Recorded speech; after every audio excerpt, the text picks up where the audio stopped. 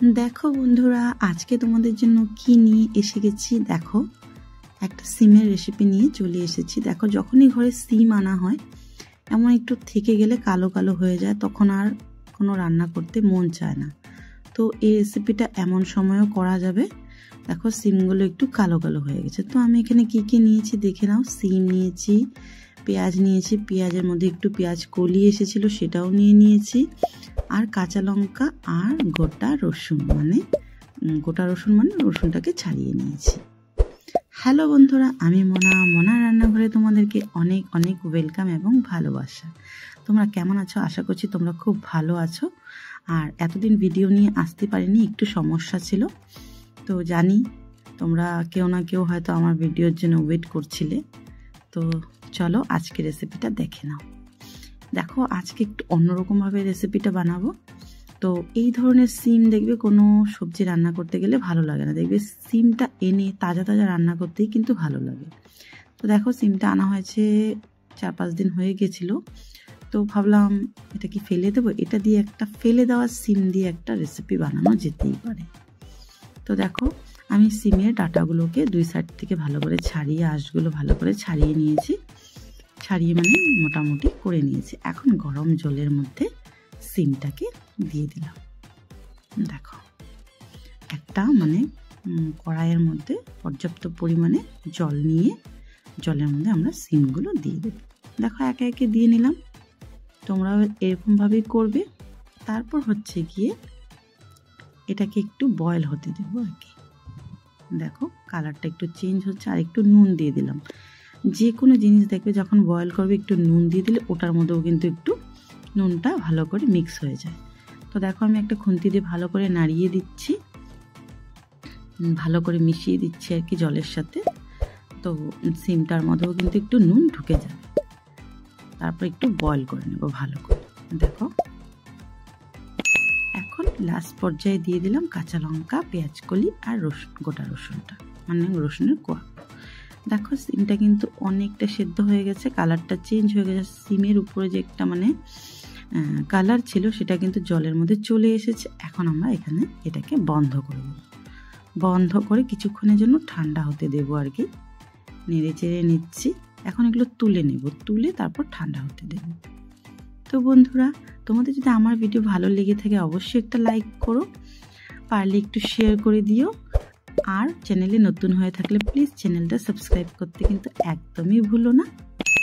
আর বন্ধুরা, তোমরা কোথা থেকে দেখছো আমার ভিডিওটা কমেন্ট করতে কিন্তু একদম ভুলো না। আর যদি তোমরা এই ভিডিওটা ফেসবুক পেজ থেকে দেখে থাকো প্লিজ পেজটাকে ফলো করতে ভুলো না। তো বন্ধুরা দেখো, একটু একটু করে তুলে নিচ্ছি। এখন আমি নেক্সট প্রিপারেশনটা করব। দেখো, পেঁয়াজ কেটে নিচ্ছি। এখানে আমি দুটো মিডিয়াম সাইজের পেঁয়াজ নিয়েছি। পেঁয়াজটাকে একদম ভালো করে ঝুড়ি ঝুড়ি করে নিচ্ছি। খুব কুচি কুচি করে নিতে হবে। একদম একদম কুচি কুচি করছি না, যতটুকু করা যায় সেই পরিমাণে করে নিচ্ছি। দেখো, আমি হাতে করছি, তোমরা চাইলে অন্য কিছু চোপারে করতে পারো। তো আমি ছুরি দিয়ে করছি। দেখো, আমার পেঁয়াজটা কাটা কিন্তু হয়ে গেল। এখন আমি কি করব, এই যে সিমগুলো দেখতে পাচ্ছ না, এগুলো তো গোটা গোটা ছিল। এগুলোকে কি করব, আমি একটু আর কি চাকু দিয়ে মাঝখান থেকে, অল্প অল্প গরম আছে কিন্তু, মাঝখান থেকে কেটে নেব। আর যেগুলো আঁশ বেরোবে এগুলো ফেলে দেব। তো দেখো, এটাকে আমি আস্তে ধীরে করে নিচ্ছি কাজটাকে, যেহেতু গরম। তো দেখো, আমার এগুলো করা হয়ে গেছে, কাটা হয়ে গেছে। এখন আমি কি করব, একটা মিক্সি জার নেব। মিক্সি জারটার মধ্যে আমি এই সিদ্ধ করা কাটা সিমগুলো দিয়ে দেব। দেখো, দিয়ে দিচ্ছি। একটু একটু কিন্তু গরম আছে, একদম ঠান্ডা করতে গেলে তো অনেকটাই দেরি হয়ে যাবে।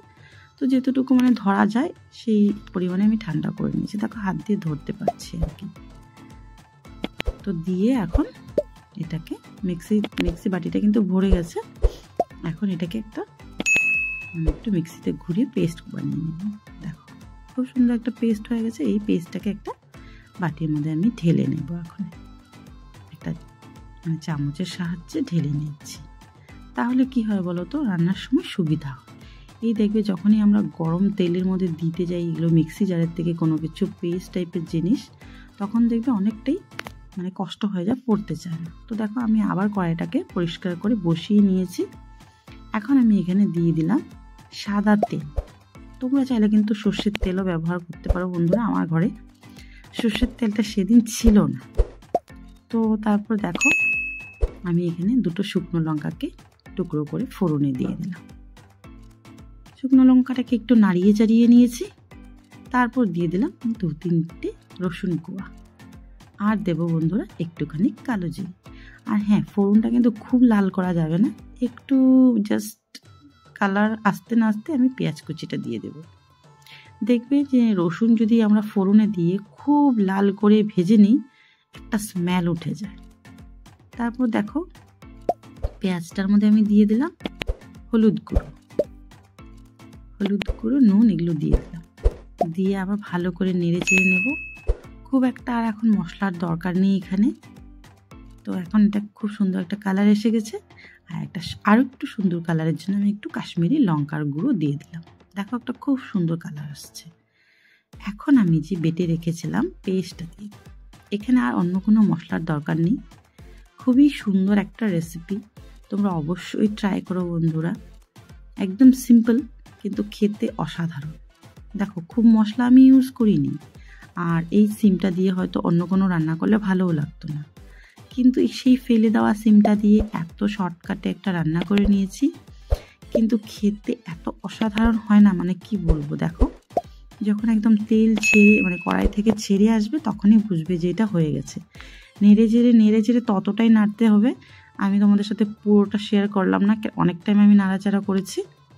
তারপর দেখো বাটিতে নিয়ে নিয়েছি, গরম গরম ধোয়া হচ্ছে। এই বাটাটা দিয়ে যদি তোমরা গরম ভাতের সাথে খাও না, জাস্ট ওয়াও। তো বন্ধুরা চলো আজকের জন্য টাটা, বাই বাই। আবার আসবো অন্য কোনো দিন অন্য কোনো একটা ভিডিওর সাথে। আজকের জন্য এই পর্যন্ত, বাই।